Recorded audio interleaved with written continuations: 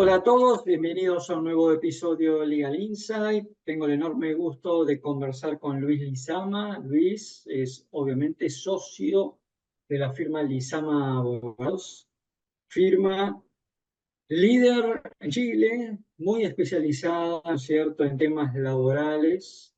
Y hoy vamos a conversar con Luis sobre ley de acoso y violencia, la llamada ley Karin. ¿Cómo andas, Luis? ¿Bien? Nuevamente, Augusto.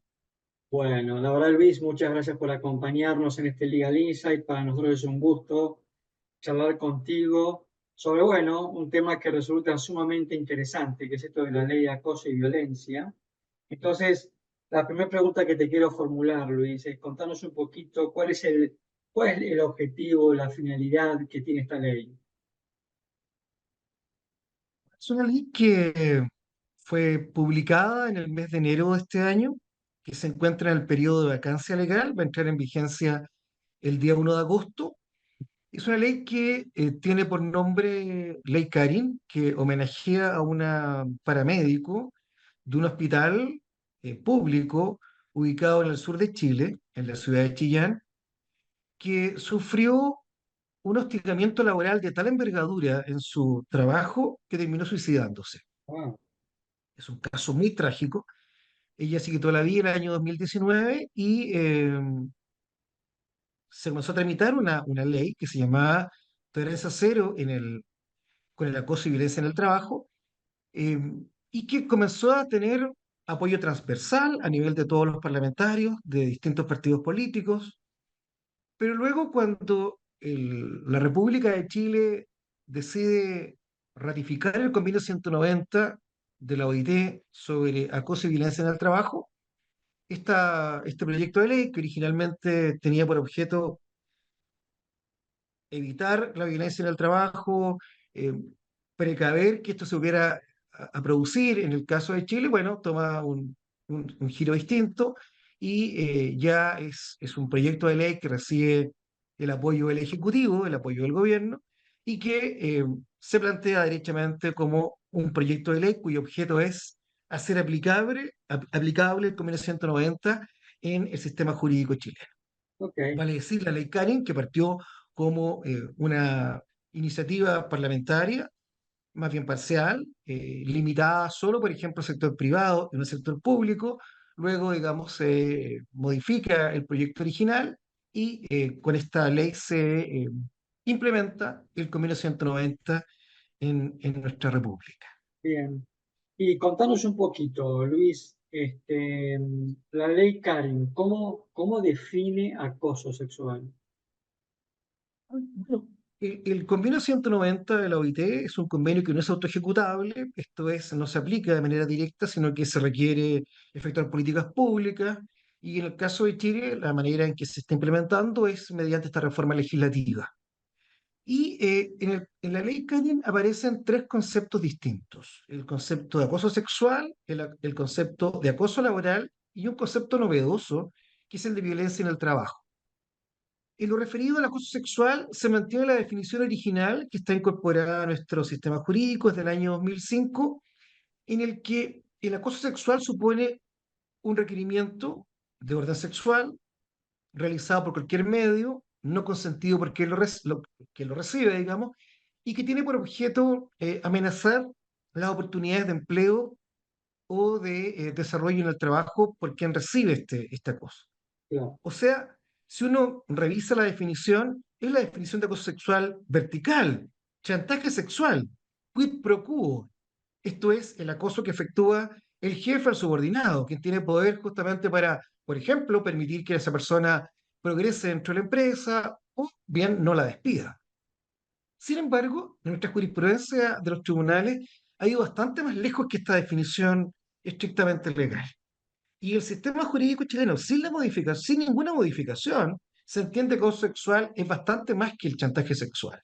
Y en consecuencia, se sanciona también el acoso ambiental, esto es, que el empleador tolere que haya un entorno de carácter humillante u hostil para un trabajador, a partir justamente de, por ejemplo, permitir un ambiente erotizado, sexualizado, con fotografías o imágenes que puedan exhibir personas desnudas.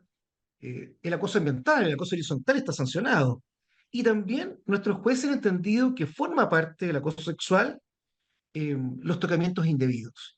O sea, la circunstancia que un trabajador, una trabajadora, eh, sufra un roce o sufra, digamos, un tocamiento no consentido por él o por ella, un intento de obtener un beso, digamos, también constituye acoso sexual. O sea, si bien nuestra definición en sentido estricto es la de chantaje sexual, acoso vertical, quid pro quo, nuestros jueces, de una manera sostenida, han interpretado esta definición, que es en su sentido estricto muy restrictiva, de un modo bastante amplio. O sea, comprenden el acoso ambiental y el acoso también eh, entendido como un tocamiento indebido por parte de un trabajador. Bien. Am, para que haya, digamos, acoso sexual es simplemente, como decís vos, chantaje, no es más que eso. La definición original era solo chantaje sexual. Bien, O sea, solamente podría haber eh, hostigado sexualmente a un trabajador quien era su jefe. Y así se mantuvo la definición con la ley Karim. Sin embargo, los jueces han ampliado el concepto de acoso sexual y también entienden que lo habría cuando el acoso se produce en el mismo nivel de trabajadores bien, o cuando el empleador tolera o bien, permite que se genere un entorno hostil o humillante para el trabajador, vinculado evidentemente que con un carácter sexual. Y también los tocamientos indebidos. bien, bien, bien. Am, bien. Y contanos un poquito, ¿no? ¿En qué innova o cuáles son las principales cualidades que nos trae la ley Karin? A ver, yo diría, Augusto, que esta ley tiene un giro muy relevante en nuestro orden jurídico nacional. ¿Por qué razón? Porque en general el derecho del trabajo pone el acento en lo que uno podría llamar tutela reactiva. Esto es sancionar al responsable de alguna conducta prohibida o intentar reparar a la víctima. Aquí el acento está puesto en la prevención y en consecuencia se desarrolla un modelo de compliance laboral en lo que se refiere a acoso y violencia en el trabajo. Se Mm, concibe el acoso y violencia en el trabajo como un riesgo que tiene el empleador y que tiene que prevenirlo, tiene que evitarlo, tiene que mitigar este riesgo y en consecuencia obliga al empleador y también a la autoridad pública, porque también se aplica al servicio público, a desarrollar un modelo de compliance que requiere, por ejemplo, modificar el reglamento interno de la empresa. En el sistema jurídico laboral chileno, el empleador tiene una potestad para dictar reglas internas sobre derechos y deberes de los trabajadores, conductas prohibidas, las reglas sobre pago de remuneraciones, la jornada de trabajo, y en consecuencia obliga a que el empleador modifique el reglamento interno e incorpore estas nuevas definiciones de acoso sexual, acoso laboral y violencia en el trabajo. Obliga al empleador a dictar un protocolo de prevención de acoso y violencia en el trabajo, en la que estas conductas son tratadas como un verdadero riesgo psicosocial.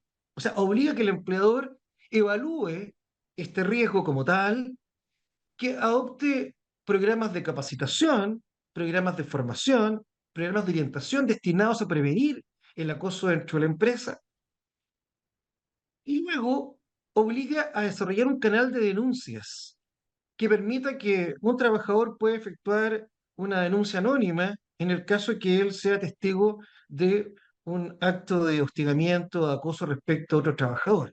¿Ah? Entonces, en definitiva, como tú adviertes, lo que hay es poner el acento en la prevención.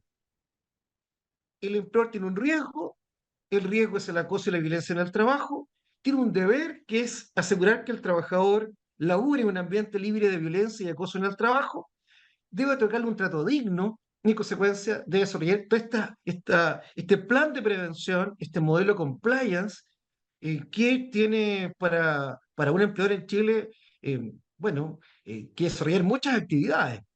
Claro, la ley entra en vigencia el 1 de agosto, pero quedan un par de meses, ¿no? Para que el empleador satisfaga este modelo de prevención del acoso. Bien. Y aquí hablando de compliance, ¿no? Es decir, porque, a ver, sabemos, digamos, tenemos el compliance frente al fraude, la estafa, la corrupción, ¿no es cierto? Con lo cual acá sabemos, ¿no es cierto?, que la empresa responsable penalmente tiene que demostrar de que tiene manuales de procedimiento, programas de capacitaciones y tiene que aportar elementos que mitiguen su responsabilidad frente a un hecho de corrupción, etcétera, etcétera, ¿no? Dentro del ámbito de lo que sería el compliance laboral por acoso y violencia, ¿se siguen las mismas pautas o los mismos criterios para que una empresa, digamos, se exima de responsabilidad frente a una denuncia? Digamos, tiene que aportar a la causa de que tiene un plan de capacitación, tiene un programa implementado, tiene un compliance officer ocupado del tema. Digamos, la lógica es la misma. Es exactamente igual lógica, Ok. porque, claro, obliga a que el empleador establezca el modelo de compliance y en el evento que reciba una denuncia formulada por un trabajador, debe investigar. Y en consecuencia, requiere tener un procedimiento de investigación y de sanción, con plazos bastante acotados. Dispone un plazo de 30 días el empleador para agotar la investigación. Si el empleador se persuade, se convence con la evidencia rendida por el denunciante, incluso la prueba que puede aportar también la persona denunciada, que ha habido una conducta de acoso sexual o acoso laboral, el empleador podría despedir al trabajador. Y Con en el caso causa. chileno, la causal de acoso sexual y acoso laboral es una causal disciplinaria. O sea, se despide al trabajador sin derecho a ser indemnizado. El trabajador tiene evidentemente que el derecho a reclamar de esta decisión adoptada por el empleador mediante una acción judicial. Podrá demandar laboralmente al, al empleador. Pero la ley en Chile sostiene que si el empleador realizó la investigación y a través de esa investigación determinó las responsabilidades, si el juez del trabajo determina que está mal despedido al trabajador, no puede aplicarle el recargo al monto a indemnizar por el tiempo servido en la empresa. O sea, tiene la misma lógica de si el empleador desarrolla el programa de compliance, tiene efectivamente un, una ventaja, ¿no? La ventaja de que en el evento que despida al trabajador responsable de acoso sexual o laboral, el juez no podría condenarlo a digamos, le pague al trabajador una suma de dinero con un recargo que en el caso de Chile es un 80%. ¿Ya? Es un 80% respecto del monto a indemnizar por el tiempo que ha trabajado ese trabajador despedido en la empresa. O sea, hay Bien. también la misma lógica de mitigación de responsabilidad, en definitiva. Claro. Y para terminar, Luis, esta tan interesante charla contigo, contanos en tu experiencia cuáles son entonces los principales retos que tienen las empresas chilenas de aquí en adelante. La verdad es que el reto de las empresas es bien grande, diría yo.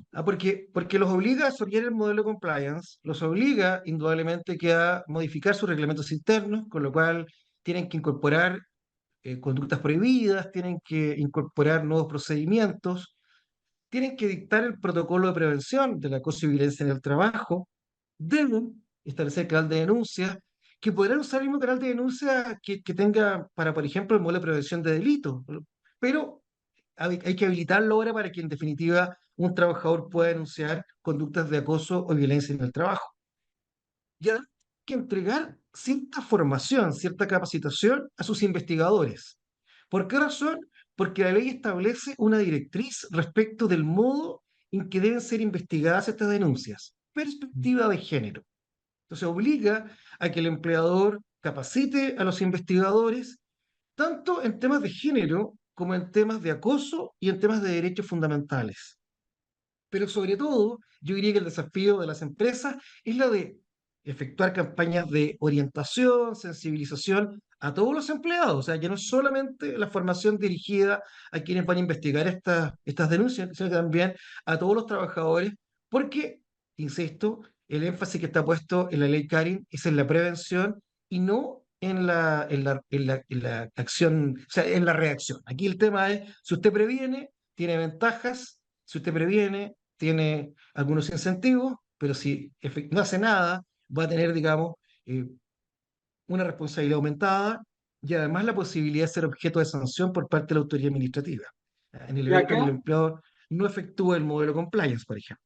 y acá vuelvo a lo que te preguntaba antes, ¿no? En el modelo de compliance, de compliance anticorrupción, es responsable la empresa y los directivos.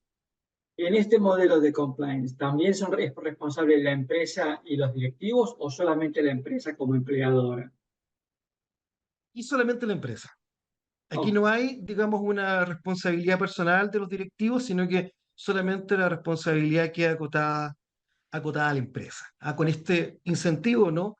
Que permite que si el empleador efectuó, digamos, la investigación conforme al procedimiento establecido en su reglamento interno y determinó responsabilidades y despidió al trabajador, no hay recargo de la suma a indemnizar por parte del, aunque el juez establezca, bien, podría bien, decir, este trabajador, digamos, la verdad es que no incurrió en acoso o violencia en el trabajo, pero como se cumplió con el procedimiento y además hubo un control previo por parte de la autoridad administrativa, lo que el juez determine no va a significar que sea con un incremento para un castigo para el empleado. bien. Hemos conversado con Luis Lizama, socio de la firma Lizama Abogado, firma líder en Derecho de Trabajo en Chile. Luis, te agradezco muchísimo tu tiempo, la verdad que fue muy interesante conversar contigo y seguramente este será el primero de muchos más Legal Insight para conversar contigo sobre temas de actualidad. Un gusto, sí, igual, gratísimo esta conversación y bueno, estaremos de nuevo en Legal Insight cuando tú nos invites. Así que muchas gracias.